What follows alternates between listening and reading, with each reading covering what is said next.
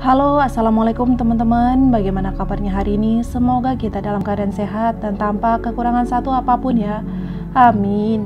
By the way, kali ini aku akan membawakan kisah dari peristiwa tragedi kemanusiaan, yaitu kisah dari Habnidar, perempuan Aceh penyintas tsunami. So, mau tahu bagaimana cerita selengkapnya? Check it out.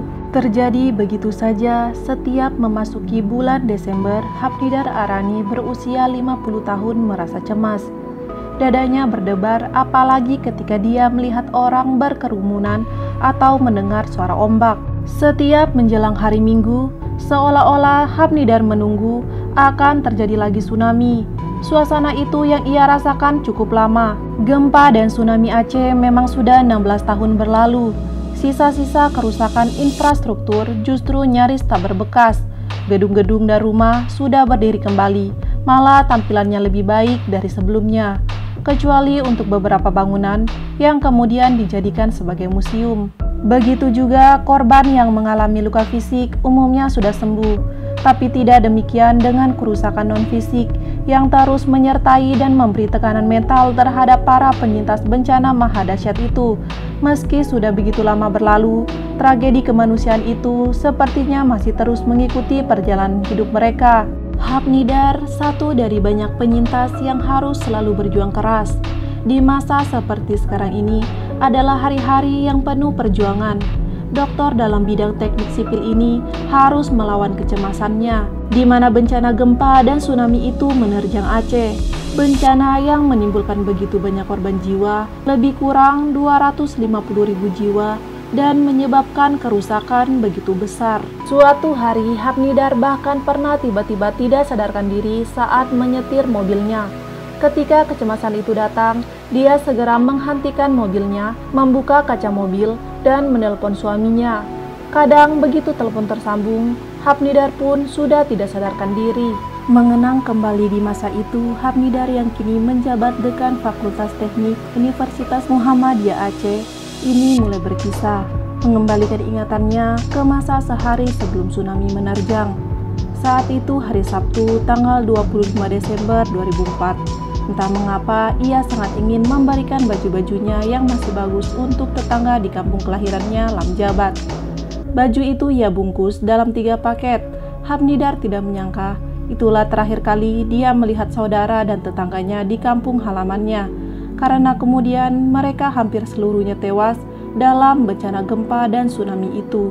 Hal lain yang menjadi pertanyaan Habnidar, mengapa saat itu dia tergerak untuk membagikan bajunya kepada saudara dan tetangga di kampung kelahirannya. Dan siapa sangka, 4 hari kemudian justru ialah yang menerima baju pemberian dari orang lain.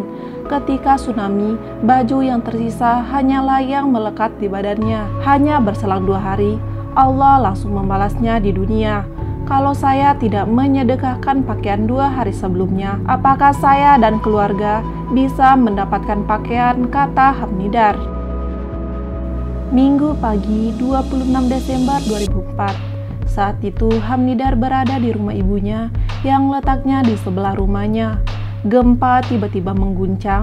Habnidar bersama suami, 4 anaknya, dan ibunya cepat-cepat keluar rumah. Hanya beberapa menit kemudian, keluarga ini mendengar teriakan, "Air, air, air naik." Suami dan anak tertuanya, Mutia atau Tia, segera berinisiatif masuk kembali ke rumah ibu Habnidar. Saat itu, air di halaman sudah setinggi pinggang. Mereka naik ke lantai 2. Air semakin meninggi, seolah-olah mengejar mereka hingga ke lantai 2.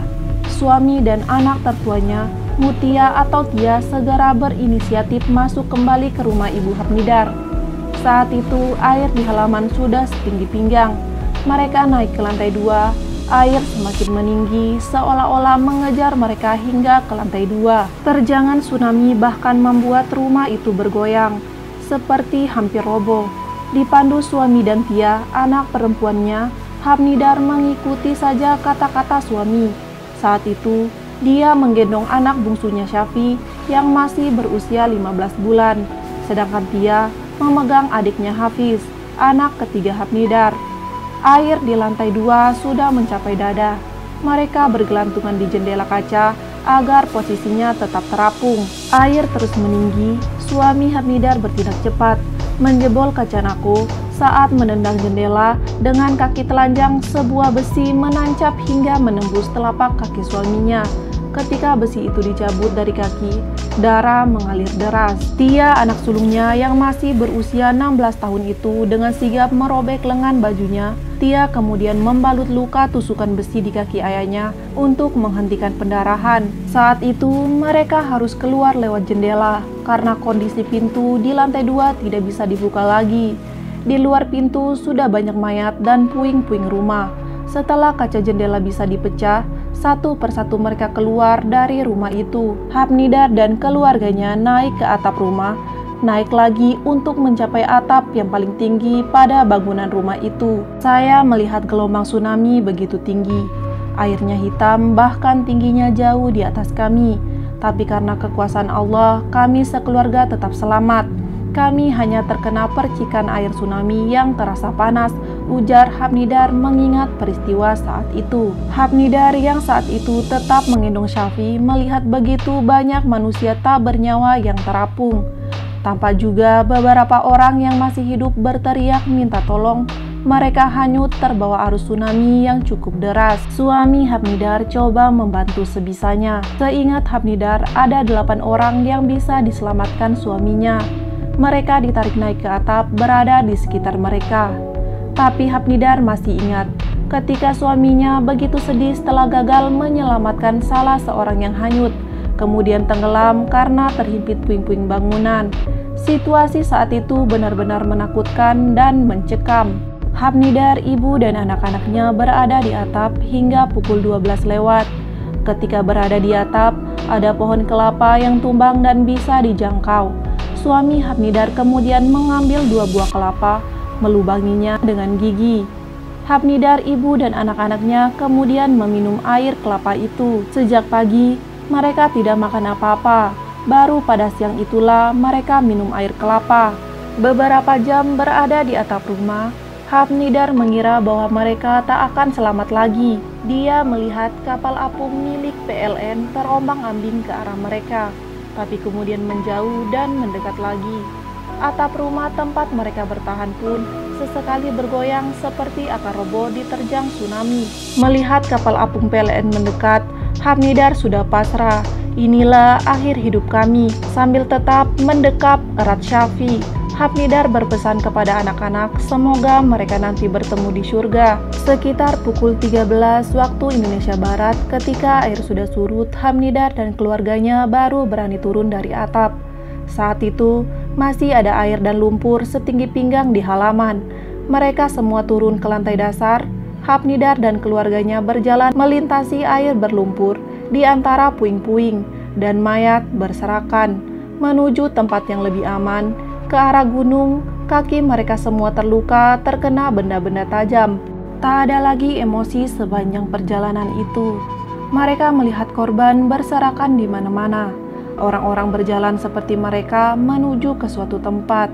Di antara mereka ada yang Hamnidar kenal, tapi mereka tidak bertegur sapa. Hanya saling pandang tanpa emosi, tanpa reaksi apapun. Pikiran dan emosi mereka saat itu seperti sudah mati. Saat akan melintasi jembatan Punge, ternyata jembatan itu sudah putus. Air tampak mengalir deras di bawah puing-puing jembatan. Sebelum mereka menyeberangi jembatan, ada pula teriakan warga, "Air naik lagi, air naik lagi." Hal itu membuat mereka kocar-kacir. Tapi kemudian mereka memutuskan tetap menyeberangi jembatan Punge. Hamnidar, ibu, suami, dan anak-anaknya satu persatu menyeberangi jembatan itu dengan sangat hati-hati. Tia, putri bungsunya, yang memandunya. Mereka berhasil dengan selamat menyeberangi jembatan. Tetapi ketika mereka sudah berada di seberang, Hamnidar baru menyadari salah satu anaknya, yaitu Lutfi, tidak terlihat dalam kelompok. Saat itu Hamnidar bertanya, "Lutfi mana?" Semua menjawab tidak tahu. "Ya Allah!" Hamnidar berteriak. Hamnidar bilang pada suami, "Balik, kita cari anak saya. Cari sampai dapat." Namun kemudian mereka memutuskan melanjutkan perjalanan. Sekitar pukul 14 lewat, mereka tiba di pesantren Tarbiyatul Ula Salafiyah Punie, Kecamatan Darul Imarah, Aceh Besar. Sore itu Hapnidar dan keluarga baru mendapatkan nasi dan mie instan, pemberian dari warga sekitar. Tapi Hapnidar masih tidak bisa tenang. Pikirannya masih mengingat anaknya Lutfi yang entah berada di mana. Mereka malam itu tidur di atas tikar beratap langit. Saat itu mereka baru mendapat tenda untuk tempat berteduh. Keesokan harinya, sepanjang malam itu Hapnidar tidak bisa sedikit pun memejamkan matanya atau tertidur karena menunggu kabar Lutfi. Meski saat itu hatinya bergejolak, tapi Hapnidar tidak bisa lagi menangis. Tidak ada lagi air mata, begitu juga anak-anaknya. Hapnidar hanya fokus menunggu nasib Lutfi, anak keduanya itu. Suami Hapnidar berhasil menemukan Lutfi di lokasi pengungsian PGSD Lam Peunerut.